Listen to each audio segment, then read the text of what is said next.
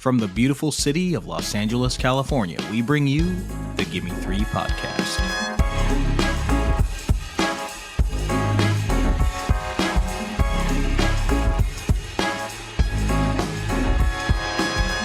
Hello and welcome, cinephiles, cinema lovers, and movie appreciators to the Gimme 3 podcast. It's your go-to movie podcast where we select 3 films that are connected by one theme. I'm Nicholas Ybarra, and my co-host Bella F. Stratus is out this week. But we are happy to be joined by a familiar voice to both you and me, I'd say. We've got LADFF director, award-winning producer of film, and producer of this pod, author of Sonja's Movie Minute, and of course my wife, Sonja Mereu. Sonja, how you doing since we last talked 1 hour ago? I'm good. Everything is great in the world. It's election day here in Los Angeles. So, it is election day here in the great city of Los Angeles. Or I guess the great state of California, the Golden State. So, hoping for the best or hoping for not the worst. Hoping for less ass than what we got now. It's been a really exciting summer for the movies and the American film industry. That's always, good news and reassuring and exciting. Yes, that's what I would like to talk about that a little bit before we get into the theme today and what we're going to talk about, the films we're going to talk about, because today's show, we are doing something that we rarely do here on the Gimme 3 podcast, which is we're discussing new releases. Specifically, some independent gems, some independent films from what has thus far been a really strong year of 2026 at the movies. And we're doing that for multiple reasons. One, I think it's important to remind the audience, sometimes remind ourselves why we started this podcast, why we put in the work week in, week out. And that's to honor the power of cinema, to motivate people to, maybe put down their phones, get in front of some art, get in front of some storytelling, and ideally, more than that, motivate them to get them back into the theaters. But it's really just all for the love of movies, man. This artistic medium that I've dedicated my life to. As you mentioned, Sonja, 2026, people are going back to the theater, man. Q1 box office was up compared to last year. Best quarter we had in a while, I think, since before the pandemic. Q2 appears that trend is going to be doing the same. May was a big month at the box office. And what's exciting is you got some of these lower budget independent films, specifically independent horror films right now, like Obsession and Backrooms, beating out big IP like Star Wars at the box office.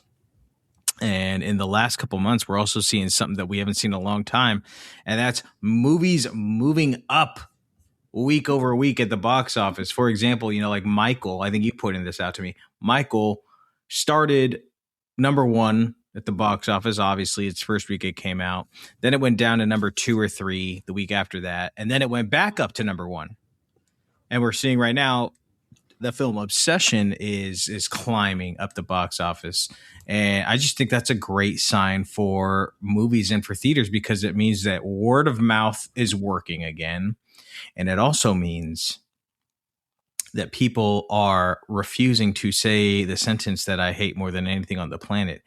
I'll wait for streaming, And I think it was just today, Universal took Obsession off of their digital release calendar because, it's making bank at the box office. So it's like, well, let's just leave it in theaters until it stops making money. Who would have guessed that the system that worked for 100 years would still be better than the flawed streaming system that hasn't worked for the last 10?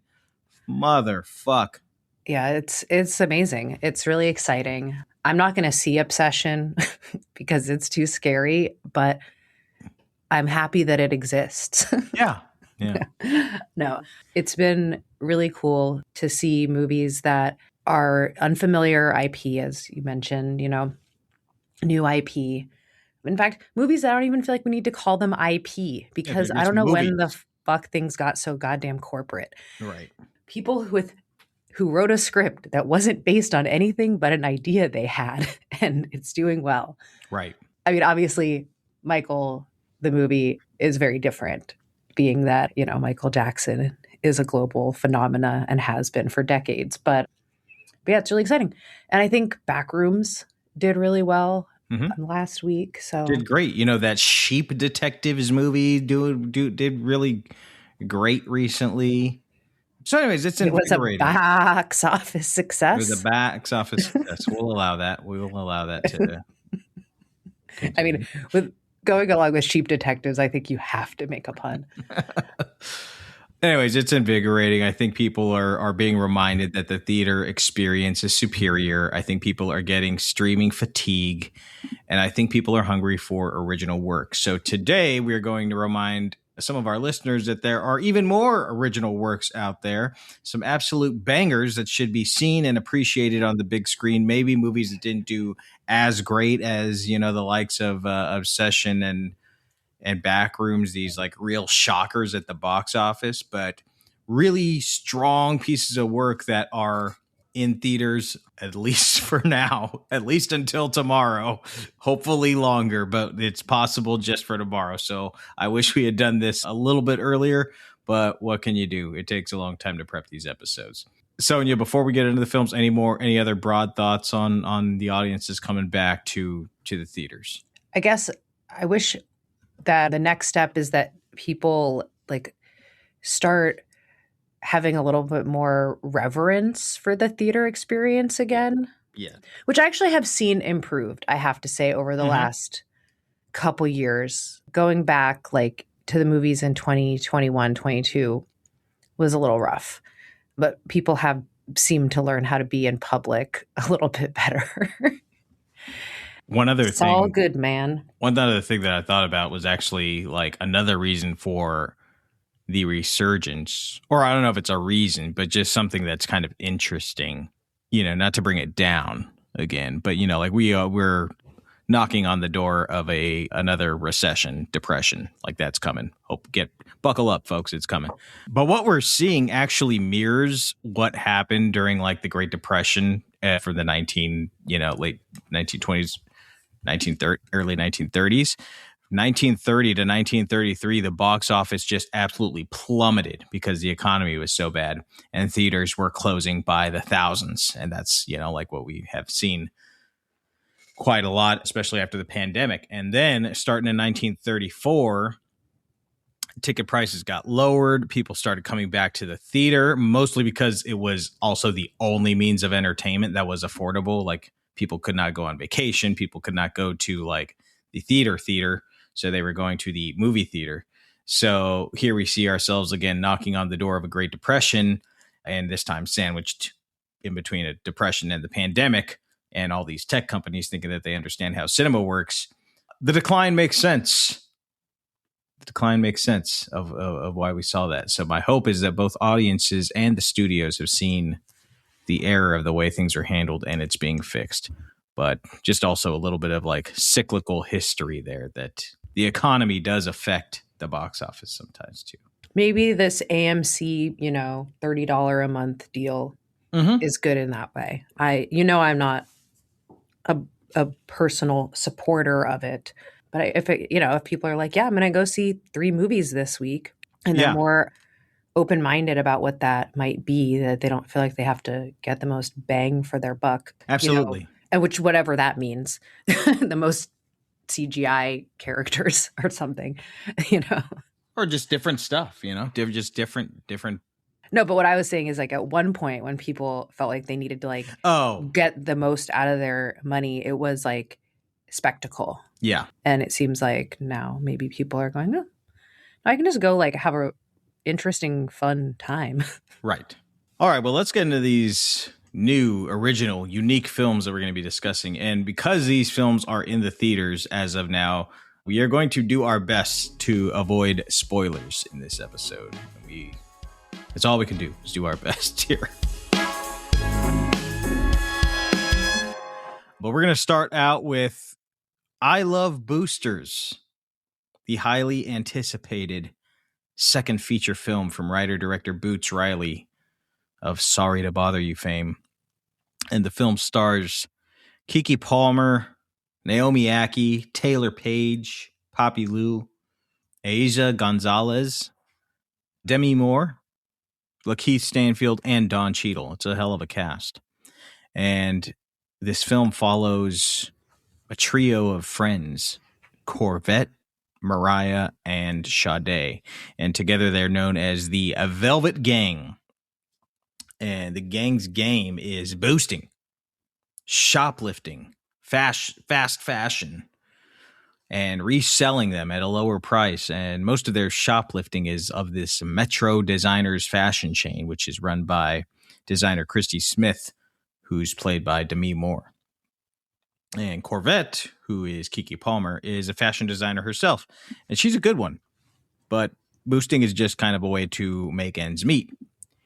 And in reality, she actually admires Christy's work as a designer. She even goes as far as to like sneaking into Christy's office building, which the office building has like a crazy design. It's like built at an angle. So inside, it's just everybody's has to like literally climb up the steep hill inside the offices to just to keep up with her. And it's in this office building that Corvette has snuck into that she hears something. She hears mention of these very special, very elite, very original $100,000 suits. And as the bills keep coming, the Velvet Gang knows that they got to get these $100,000 suits. They got to steal them. They got to sell them. And they got to keep stealing and selling stuff, just day to day. So in order to get closer to the action, the Velvet Gang opts to get a job at Metro Design Discount Store so they can plan and execute a way to steal the entire store. It's also around this time that Corvette realizes that one of her original designs has been stolen by Christy when her design shows up in the store that she's working at. So this plan goes from being all about business to being personal. And unfortunately for their gang, their plan to steal the entire store is thwarted because somebody beats them to the punch. It's not just who beats them to the punch. It's not just how she beats them to the punch. It's also why she beats them to the punch. And who beats them to the punch is Joanna. It's a new thief, and she reveals that she is from Metro Designer's factory in China. A factory where all the workers are wildly underpaid and working in very unsafe conditions. Her mother has even contracted cancer from like all the terrible air that they are breathing down there. And there's this other group. This is where it starts getting real crazy and complicated, so bear with me. There's another group that's also looking to get some well-earned revenge on the company. That's like the labor union or, organized workers here in the United States. And leading this charge is Violetta, a Metro Design employee who is fighting for workers' rights and equal pay on the home front. So Metro Designers, Chrissy Smith, massive corporation, and they are just making enemies from all walks of life and all over the globe. But the question is, can all of these walks of lives and these different parties coexist?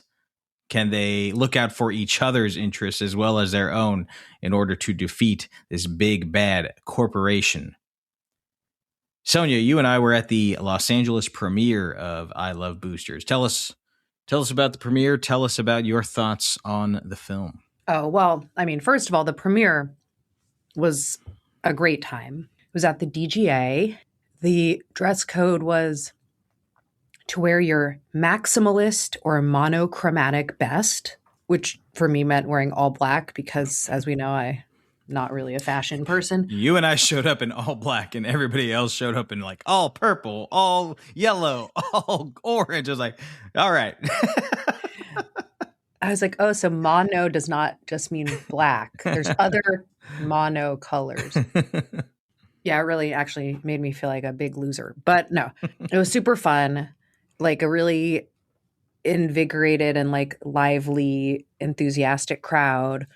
We also saw among, the cast was all there and Boots. We saw Tunde, who we discussed a few weeks ago, and Rachel getting married, one of the founders of TV on the Radio. So that was exciting. And anytime he's at a place, it's the place to be. Yeah. So it was great. It was about a week and a half before the film was released. We definitely did our part to spread the word of mouth afterward because we both loved it. It was definitely not a movie that I wanted to watch from the second row because we did not have the best seats at the premiere. There is so much going on visually, conceptually on all levels. Yeah. But visually, my head was like literally on a swivel, just trying to take in everything that was being shown on the screen, from the production design to the costumes, makeup, hair. Eventually, you know, your brain does adjust. Yeah, the movie's brimming with so much creativity, so many ideas, a lot of ideas in this movie, which I love. Gets the mind working, you know. And one of the first thoughts I had when the credits started rolling was I gotta watch it again, which I think is always a huge compliment. It's so dense, so many themes, messages in the films, but it's also, you know, it's like also loaded with jokes and fun and creative mixed media art forms and stuff. So sometimes you just get lost in the entertainment of it all. And I was like, oh, dang, I should probably be like paying attention, but I'm just having a good time. And I won't spoil the sequences themselves, but there is a miniature sequence that is really impressive and fun. And watching like some of the BTS videos of like the making of those miniature sequences is just really cool. Then there's this stop motion animated sequence that I think looks so badass, and it almost frankly looks too cool. It's almost distracting because the stop motion sequence comes up at a point in the film that is quite pivotal to the story, and you're just like, okay, I need to pay attention to what they're saying here, but I also really want to just sit back and enjoy the craftsmanship of this stop motion work because it looks so good.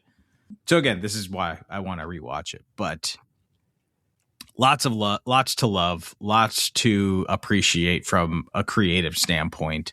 Yeah, just dense and brimming with color and vibrancy. Yes, and I think mixed media, multimedia is definitely a good way to describe the aesthetic of this movie.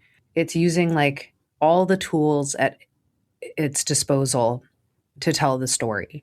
And I think that it's done for both like practical, financial, logistical reasons, but also, you know, aesthetic choices that totally work for the movie. Yeah. Like, for example, the miniatures, maybe you can't film on this budget or on any budget, you know, this car sequence that they're trying to achieve, you know, in the like hilly streets of San Francisco. Right.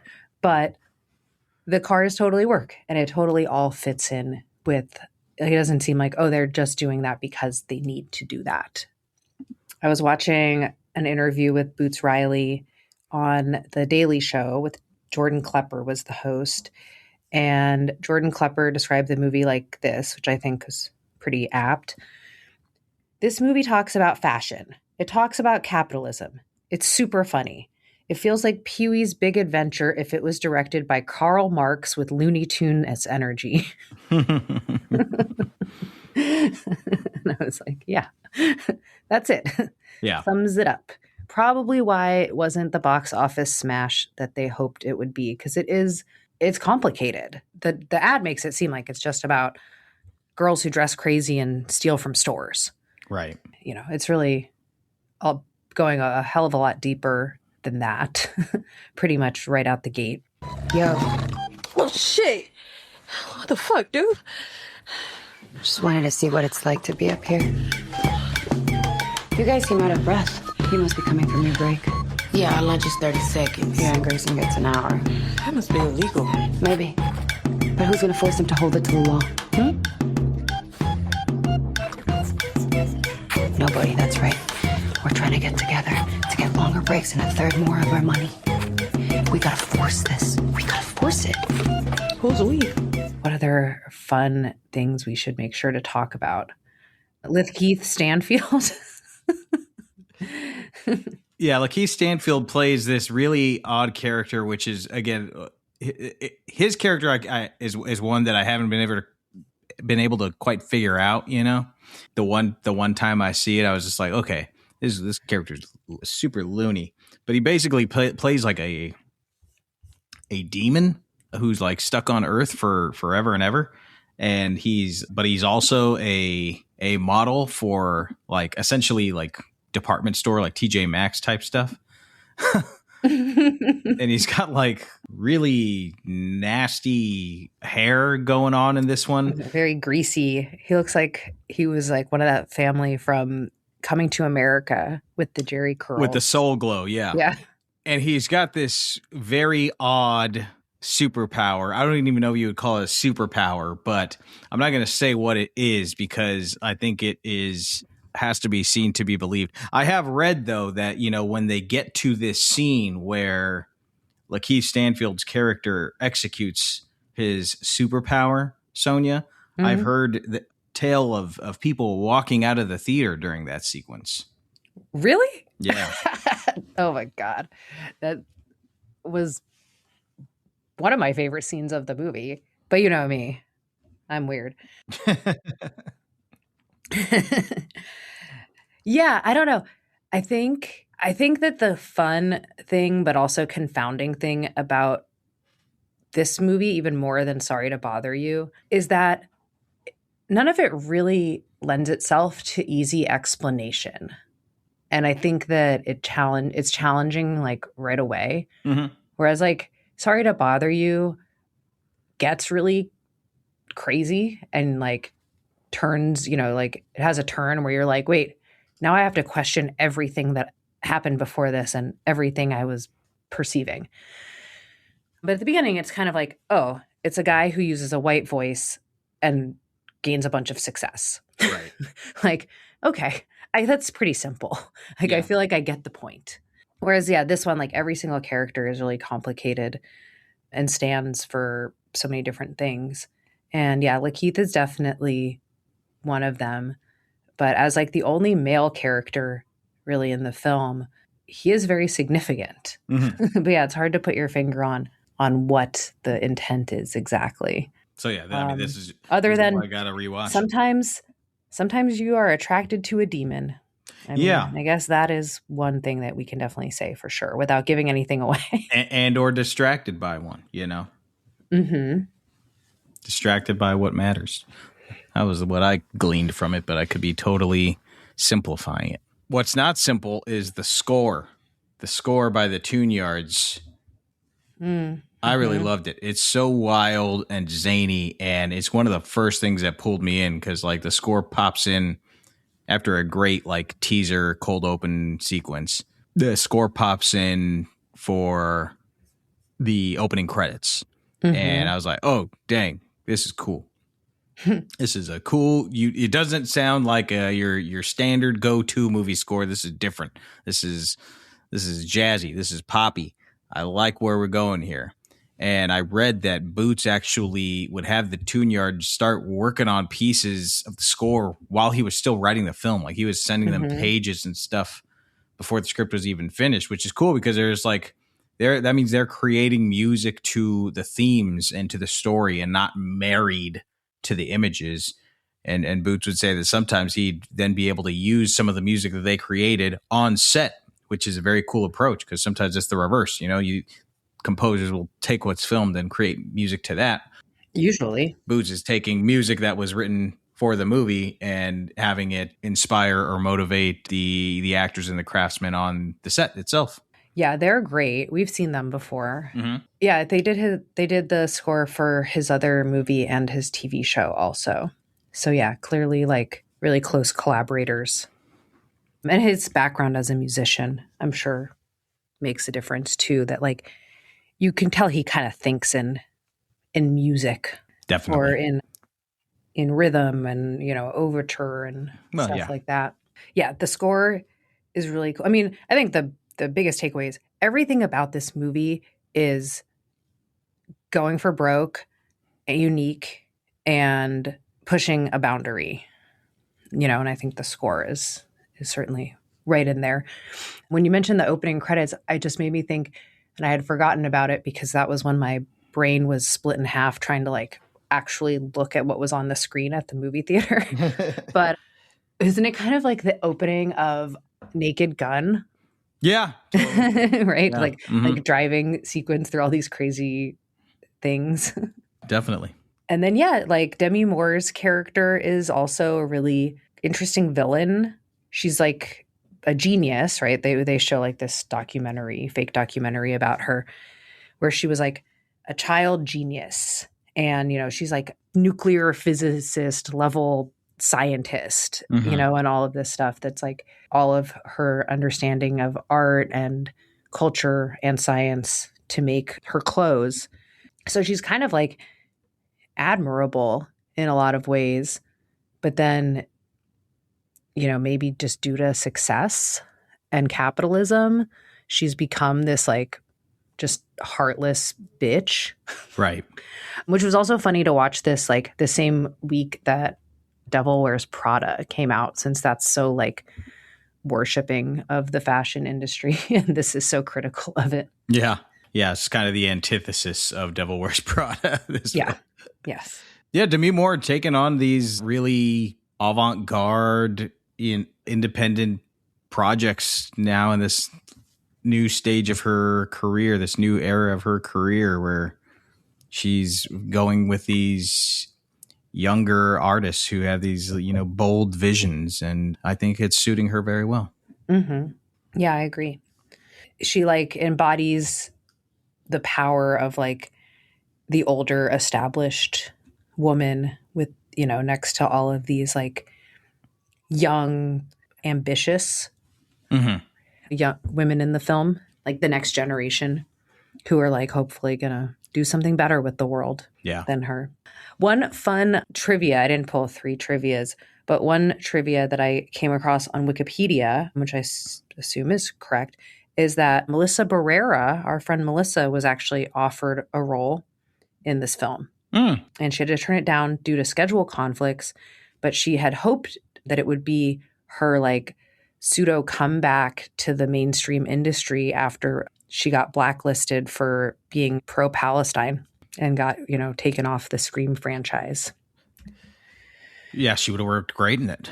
Yeah, I assume she would be playing Violetta. Yeah. The one played by Isa Gonzalez. Yeah. But she's great also. She's no shade, but I'm just guessing that's who she would have played. Yeah, so that would have been fun. Yeah.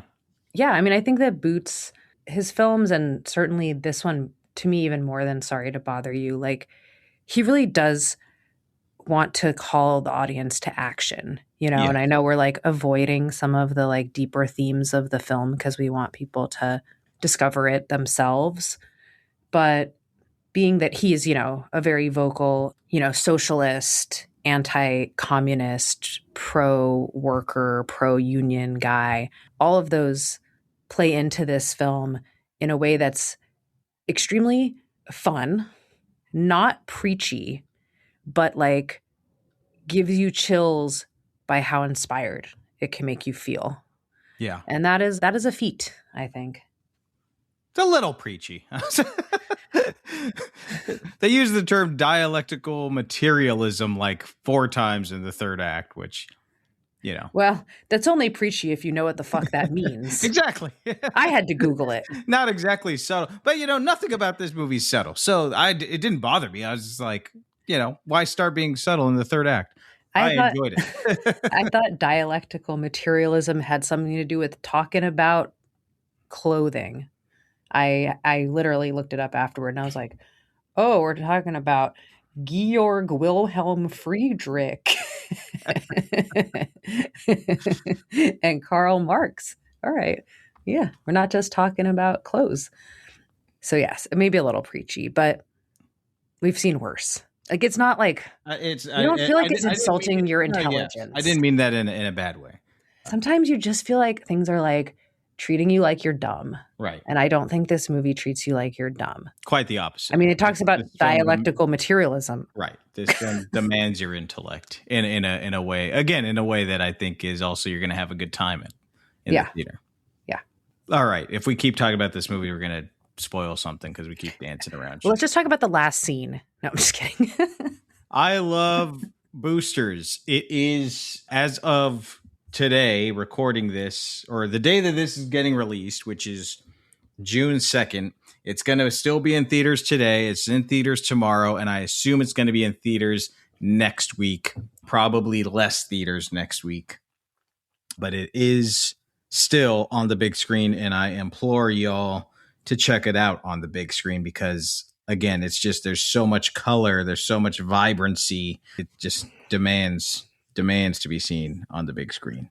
The music, yeah, everything. Okay, so starting Friday, it's still going to be at Universal City Walk, Alamo Drafthouse in downtown LA, Landmark Theaters, Sunset, Branded Americana. Okay, so it's at tons of places still next week. That's, of course, all in the Los Angeles area. So I assume and hope that it's going to also be in places in major cities all across the country. And I know Vidiot's is going to start doing a run of it in their micro cinema pretty soon as well. So keep an eye out for it. See it on the big screen. It is absolutely worth it. Well, I'm going to take it away with our second film of the day, and that is God Is, which stars Vivica A. Fox, Erica Alexander, Sterling K. Brown, Cara Young, Mallory Johnson, Janelle Monáe, and written and directed by Aleshea Harris, based on her play of the same name. God Is a road movie about twin sisters on a mission to make their daddy dead, real dead. Sisters Racine and Anaya have grown up thinking that their mother died in the fire that left them scarred both emotionally and physically. However, now actually on her deathbed, their mother writes a letter asking them to visit her. They find her bedridden with burn scars covering her entire body. Her only and final wish is that her daughters find and kill their father, who burned them all and left them for dead many years ago. Racine jumps at the chance to exact her revenge, but Anaya is conflicted. She doesn't think that becoming a killer will bring them the peace that they want. Nonetheless, they embark on the journey, meeting various people from their father's past along their way, until they finally come face to face with the man himself. In addition to propulsive plot and a great ensemble cast, the film has loads of style.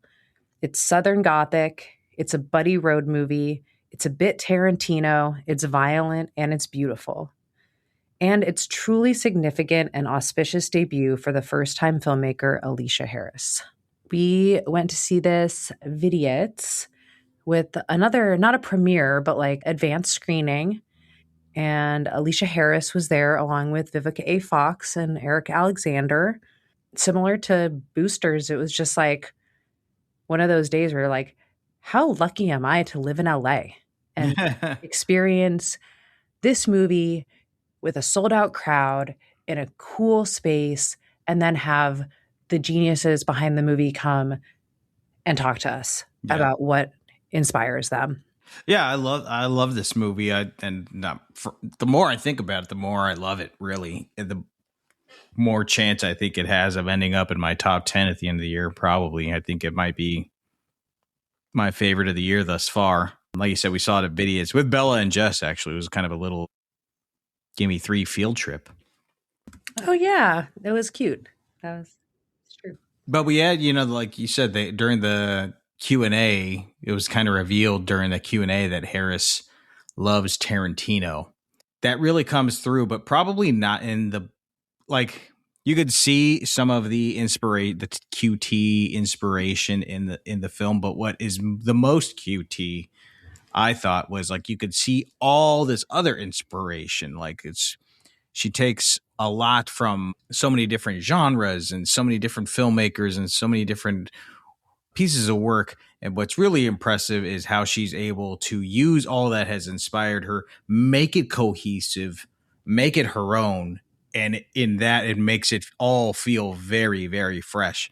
That is actually what makes it feel the most like a Tarantino film, because Tarantino is obviously inspired by so many things and so many movies. He's such a huge cinephile. So he takes things from movies from all decades and all walks of life and combines them all, makes them his own, makes them cohesive, and thus makes it feel fresh. That is what Aleshea Harris does here, and is really, really cool to see. Yeah, that's a great point.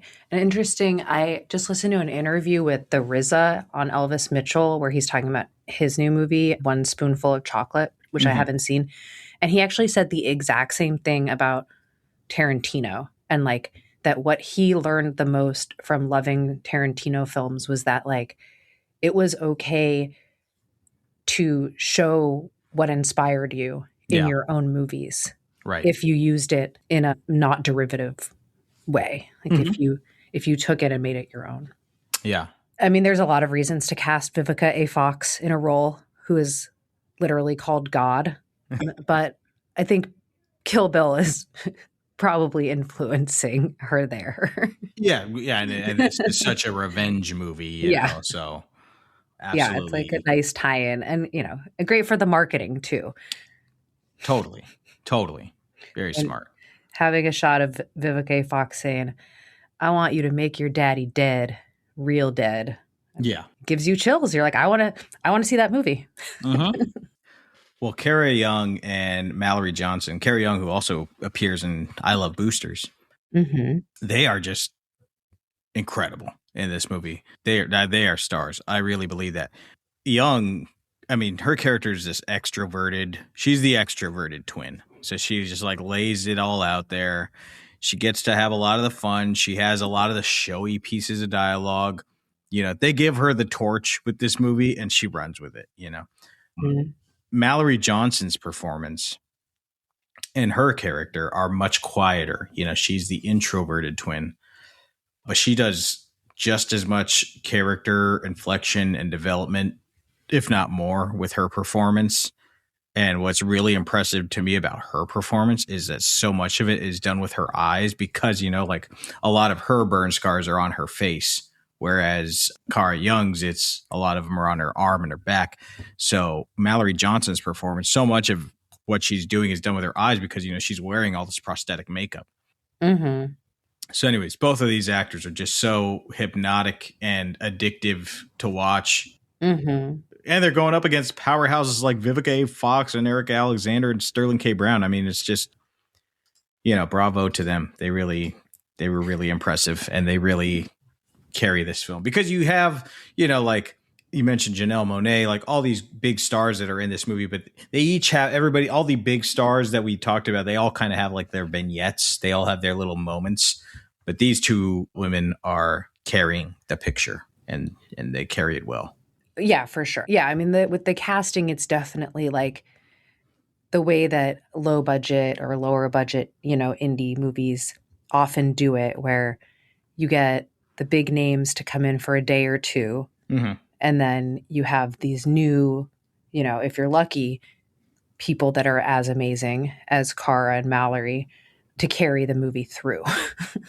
Have all these other really experienced, recognizable people like support them. Yeah. Throughout the movie, or in this case, along their journey.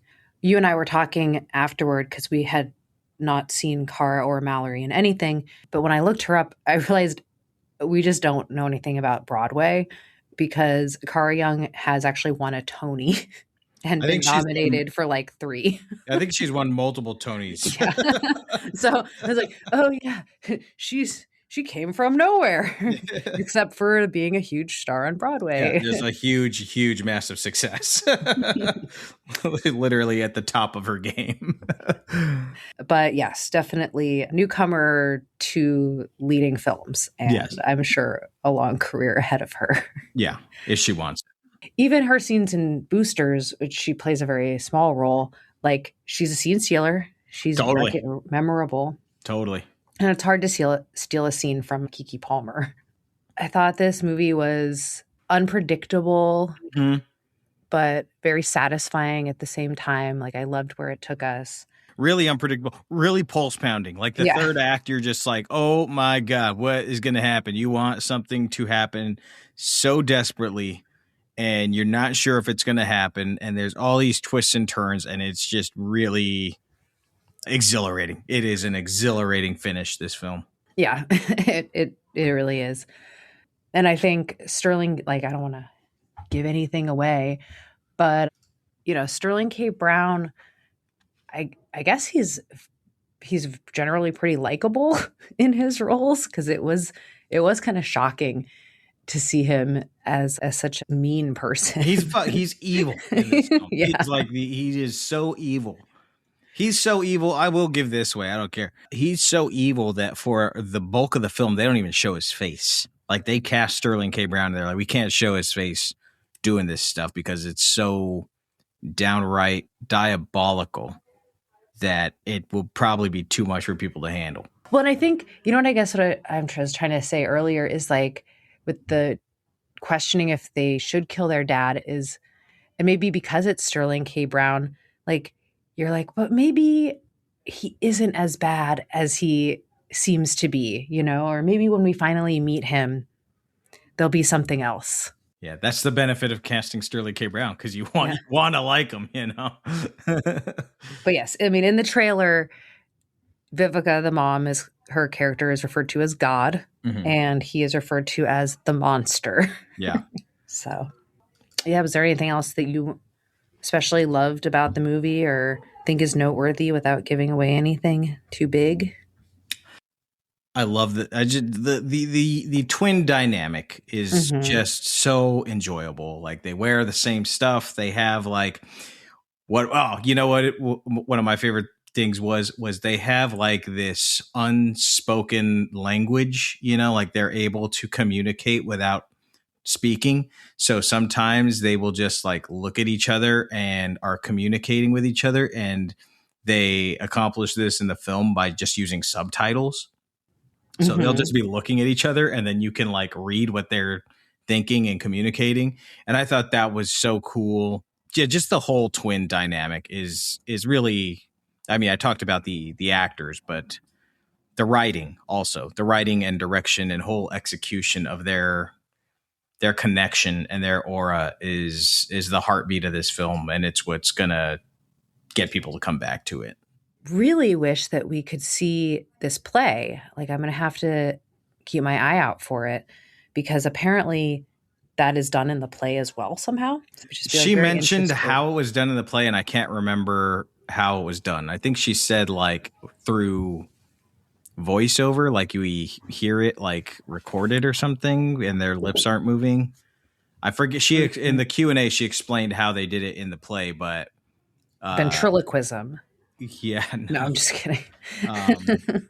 I wish I could remember, but anyways, this is one of those movies where it's like when you hear about a play getting adapted into a film, a lot of times it's, like a lot of people talk. This movie does not feel like a play. Like, no, I do want to see this play because I want to see what it looks like on stage, because it's a road trip movie. So they're going here, there, and everywhere, like all kinds of places, all kinds of locations, and just how big the action is. Like, does not feels so big for a stage, but yeah, no, I think I'll just go out on a limb and say that, Aleshea Harris is probably a fucking genius, because to take a play, which she said is, very much just talking, didn't have all the characters that it has in the film, doesn't have all the settings that it has in the film, to be able to be completely unprecious about your material, but also understand it so deeply that you could adapt it and make it like what I'm assuming is feel like a completely fresh. To make it a genre film. Yeah. And to have never written a film or directed a film before. Yeah, I mean, it's really astounding. I mean, when we were listening to her during that Q&A, it was just like listening to her talk. I was like, oh, you're like one of them smart motherfuckers, aren't you? You are smart. You know a lot of good words. So, yeah, excited to see what's next for her, either on the stage or on the big screen, because she's a very special talent. I wish I could see her next thing tomorrow, but I'll have to exercise some patience, I suppose. Yeah, it's funny because, like, that there's a pressure to just, like, make something right away. Mm-hmm. Something tells me that, that these ideas don't just happen. Yeah. I mean, I assume that she wrote the play many years ago. Oh, yeah, this is like a long journey. Yes, as it always is. Yeah. Mm-hmm. Yeah, and I mean, we're talking about it as a genre piece, and it is that, but there are all these like big ideas, just like Boots's film, of like motherhood and religion and what is God. If you know, it's much denser and has way more of an emotional impact if you dive into the themes than we have given it credit for here. I know. So true. I actually was like, oh, we're going to talk about is God is, but like, I don't understand anything about God. And I just feel like I'll just sound shallow. Like whatever I contribute to the conversation is going to be shallow. Yeah. But see it for yourselves, because it's got something. This is one of those movies that I think anybody can enjoy. If you, unless you like have a history of abuse in the family and you feel like that might be triggering for you, then maybe this film is not for you, or maybe this film will be therapeutic for you. But besides that, I think this film is really something everybody can enjoy. It's got something for everybody. It's really strong, audacious debut. Very agreed. And see it on the big screen. You could see it still. Okay, so like this is coming out Wednesday the 3rd. It's still playing Burbank, Town Center 8, Lumiere Music Hall, Alamo Drafthouse. Tomorrow and next week it goes even less in LA. You got Alamo Drafthouse and the Cinemark in Baldwin Hills. Yes. And those are the places you can see it. But immediately after that, you can get it on demand at least. No? Yeah, you can. Well, I'm not saying wait. I'm just saying if you can. See it on the big screen. All right. Our third and final indie gem from 2026 is Blue Heron. And it's written and directed by Sophie Romvari, who this is also her feature directorial debut. Many cinephile are very familiar with her as a short film director because she's directed like over a dozen short films, and they've gone here, there, and everywhere on the festival circuit, and they've been widely acclaimed, and they even have a Criterion collection of some of her best short films right now on the Criterion channel, so you could check those out. But this is her first feature film, Blue Heron, and it follows a Canadian family that's moving to a new home in Vancouver, on Vancouver Island. Is that right? Is that where they're at? Yeah. Yeah, Vancouver Island. Although you might want to mention that they're Hungarian. Oh, yeah, Hungarian Canadian parents, or, like Hungarian immigrants, the parents are. So the film takes place in the mid to late 90s, and a good portion of what we're seeing is kind of from the perspective of the youngest of 3 children, Sasha, and what she's seeing and experiencing and doesn't quite understand really is her brother, Jeremy, her oldest brother, is going through some very intense, wild emotional swings and behavioral issues. And she's seeing her brother act out, be defiant, and show little respect for their mother and Jeremy's stepfather, who I believe is Sasha's real father. We see, and more importantly, we feel in a very visceral way the effect that this has on the parents, and especially on the mother, and the effect it has really on the whole family. The film is kind of shot in these small moments, and we experience it through these small moments and small vignettes. It's not really heavy on plot, and it kind of like unfolds itself to us, or at least the first half unfolds itself to us as if we're kind of like scrolling through a photo album, or watching home videos. That's about as much as I want to get into of the plot, because something happens at the midpoint of this film. The perspective kind of shifts, the time shifts, everything shifts in this film structurally. And there's a decision that the filmmaker makes that's quite bold and unique and inventive and really vulnerable. that I think should be experienced by the audience itself, but a really powerful slow burn and one that does linger with you. Sonja, what do you think of Blue Heron? I mean, it feels like you're remembering someone that you lost and a time that you lost, even though they're not your memories, which is intentional for sure. Sophie, the director, writer, talked extensively about how this film is about memory and how memories are not trustworthy and fleeting, but also often the only thing that we have to hold on to later after time has passed or something is gone. And yeah, I think a film that it reminded me of a lot was After Sun.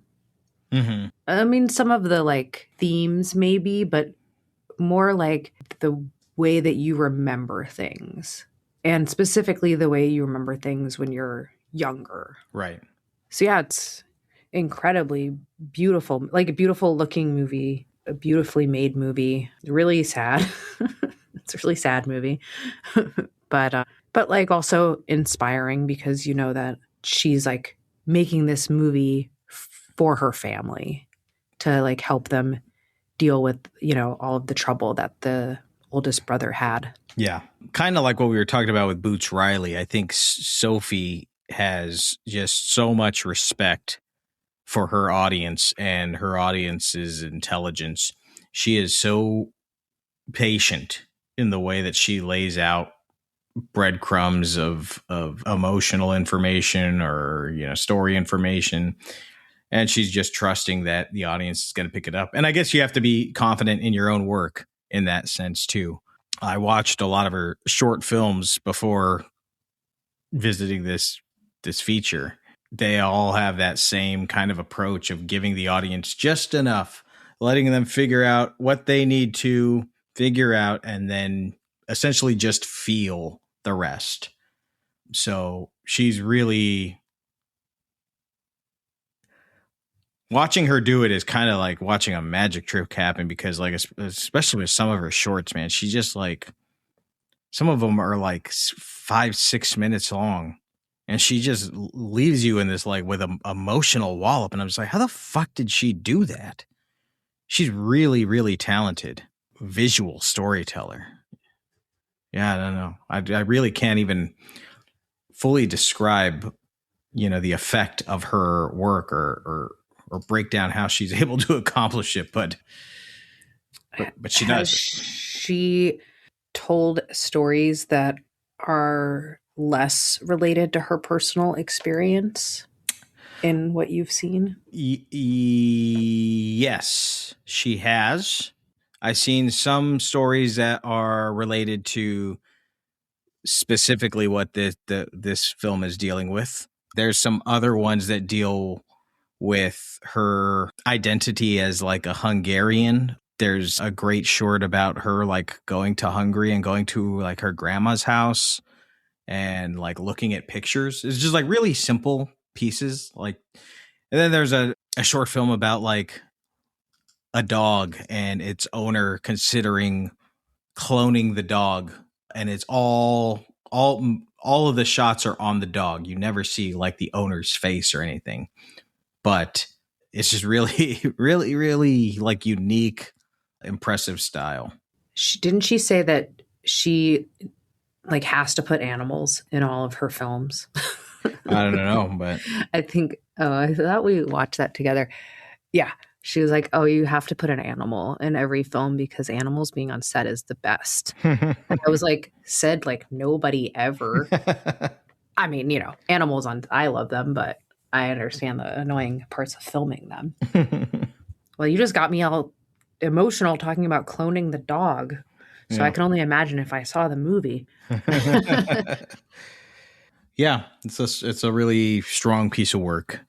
I don't really want to go too much more into it because I think it is one of those movies that is like just kind of got to watch it and experience it. And I think everybody's experience in watching it is different because it kind of is one of those movies that ends up, whether you want it to or not, ends up, yeah, you're going to have empathy for this family and situation, but you're also going to think about somebody you know, or think about something from your own past, and it's going to act as a mirror in some way. So yeah, check it out. Blue Heron. It is for 2 more days, today and tomorrow. You can see it at the Lemley Royal and Lemley Glendale. So do it. You got today and tomorrow. Check her out. I think that was at the Micro Cinema and not anymore. Nah, not one. Or maybe it is, but on Fandango, they're not listing it. All right, everybody. That's a wrap. That's a wrap on this episode, visiting some 2026 independent gems. We hope you're able to see these on the big screen. If not, we hope that this episode has at least inspired you to kind of stay abreast as to some of the other independent films that are coming out. There's going to be independent films coming out the rest of the year. So give a listen. Keep your eye on the prize and see some of these films on the big screen. Support them, because the more we see them on the big screen, the more they're going to be put out on the big screen. It's good for the industry. It's good for the art form. It's good for the economy, by God. Come on now. If you enjoy this show, if you enjoy the podcast, there's a few ways to support it. 3 ways to support it, in fact. You can subscribe to our Patreon for a mere $5 a month. You can subscribe to our Patreon. There's bonus content on there, and it also just helps us keep their microphones on. You can download our episodes. If you download the Gimme 3 podcast and set the podcast to automatically download, it really helps us out, helps out our algorithm, and it helps out the show. And then the third and final way is if you've got friends who are movie fans and you've got friends who you think would enjoy the Gimme 3 podcast, share this podcast with them. Spread the love of Gimme 3. You can send us a message at Gimme 3 podcast. That's GIMME, spell out 3 podcast on Instagram. Drop into our DMs, slide into our DMs, shoot us a message. And you can also send us a text message by scrolling down to our episode description, and you'll see a link there that says send us a text message. Click that link and that message is going to go directly into our inbox. Sonja, do you want to let the lovely folks know where they can find you on Letterboxd? Yes, my Letterboxd is Sonja M, SONJAM. And I also have a Substack called Sonja's Movie Minute, where you can find my movie minutes if you've missed them on here. And just because I love being right, Blue Heron is playing at Video Hits. Oh, that's great. Tomorrow, today, the day this comes out, Wednesday, the 3rd of June, and Thursday, the 4th of June at 7 p.m. in the Micro Cinema. There you go. 3 places to check it out. You can find me on Letterboxd, on Instagram, and on Blue Sky at Nicholas Ybarra. Ybarra is spelled with a Y. Thank you all for listening to the Gimme 3 podcast, and we will see you at the movie.